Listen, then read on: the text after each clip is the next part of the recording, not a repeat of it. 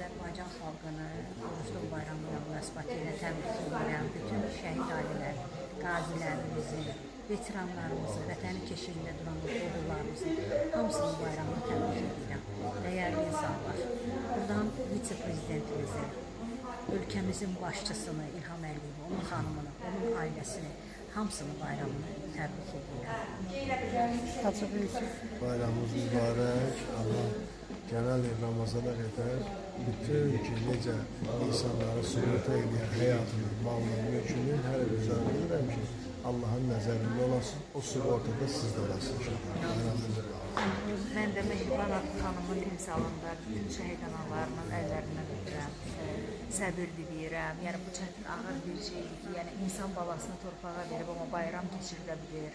Əslində bu böyük bir mənəvi, güclü bir xanım deməkdir. Mən sizin qarşınızda baş əyirəm, bütün şəhid analarımızın qarşısında baş əyirəm və itki psixologiyasında belə bir şey var ki, ən ağır itki övlad itkisidir.